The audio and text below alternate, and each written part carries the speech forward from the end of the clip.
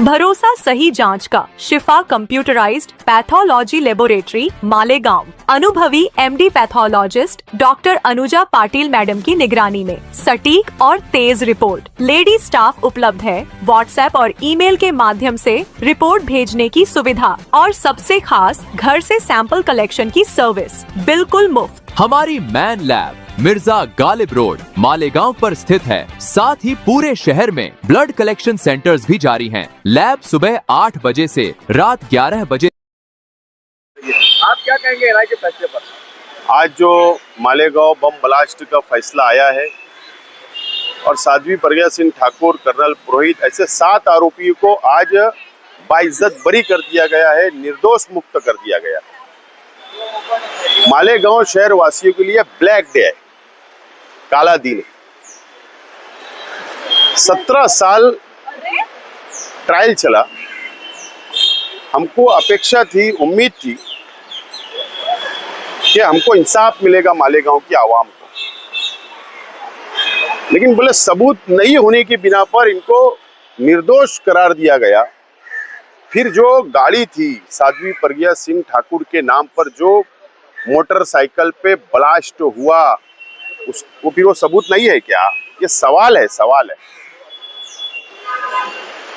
साध्वी प्रज्ञा सिंह ठाकुर और कर्नल पुरोहित की जो कॉल रिकॉर्डिंग है वो सबूत नहीं है क्या?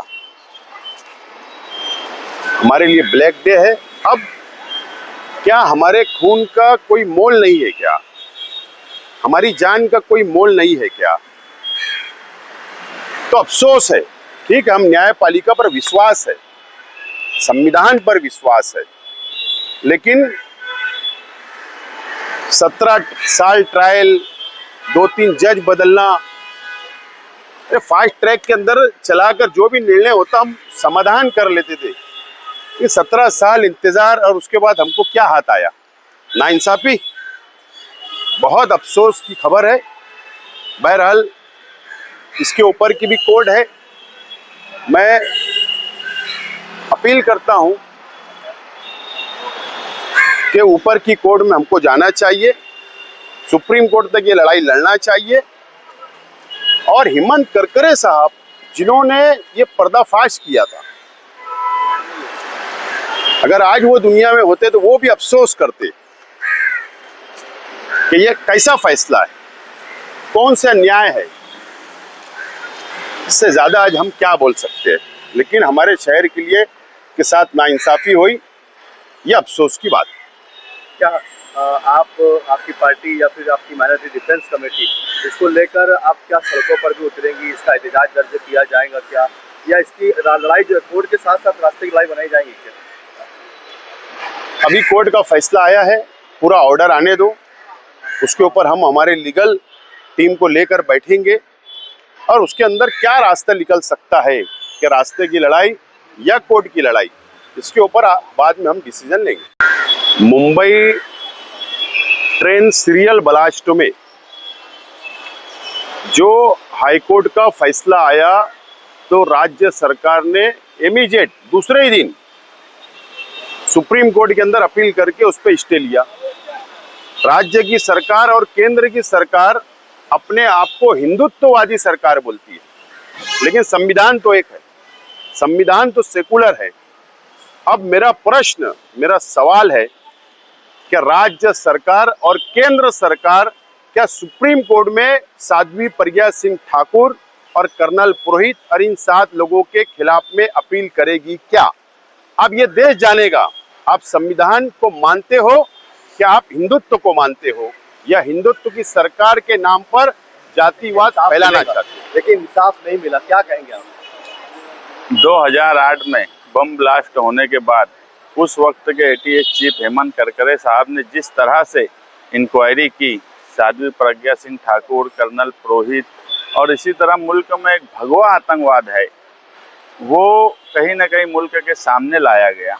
और गाड़ी साध्वी प्रज्ञा सिंह ठाकुर की, कर्नल पुरोहित और साध्वी प्रज्ञा सिंह ठाकुर की कॉल रिकॉर्डिंग और ऐसे कई एविडेंस थे जो बहुत मजबूत थे। और एटीएस की जो चार्जशीट थी वो भी हमने देखी, उसमें कहीं ना कहीं सारे एविडेंस थे। उसके बाद भी आज जो फैसला आया वो कहीं ना कहीं जो एजेंसियां हैं और एजेंसियों में बैठे हुए जो ऑफिसरान हैं उनके ऊपर सवालिया निशान है कि इस मुल्क में इतने संगीन मामले में और इतने एविडेंस होने के बाद भी अगर इंसाफ नहीं मिलता तो मुल्क की सारी एजेंसियों पे एक सवालिया निशान लगता है कि क्या इस मुल्क में बम ब्लास्ट जैसे आरोपी इस तरह से छूट जाएंगे।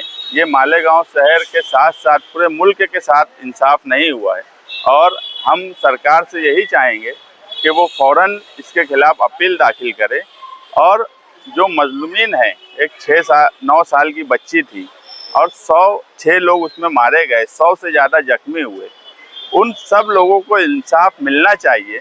और इसके लिए एजेंसियां जिस तरह से इंक्वायरी करती हैं, अगर यही तरीका रहा तो आने वाले वक्त में इस तरह के क्राइम करने वाले का हौसला बुलंद होगा।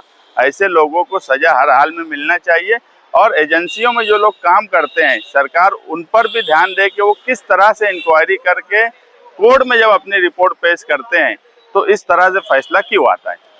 कई लोगों की ये राय भी आ रही है, मालेगांव शहर की प्रतिक्रिया आना शुरू हो रही है कि सरकार के दबाव में मतलब ये फैसला लिया गया है, हिंदुत्व की सरकार है, हिंदुओं की सरकार है, इसीलिए उन्हें बाइज्जत बरी कर दिया। नहीं, एजेंसियां तो सरकार के दबाव में थी। एनआईए जब अपने हाथ में ये मामला ली उस वक्त से ही हमको लगता था कि कहीं ना कहीं वो सरकार के दबाव में है। फैसला या कोर्ट के मामले में तो मैं नहीं बोलूँगा, मगर एजेंसियां जो थी वो बहरहाल सरकार के दबाव में थी।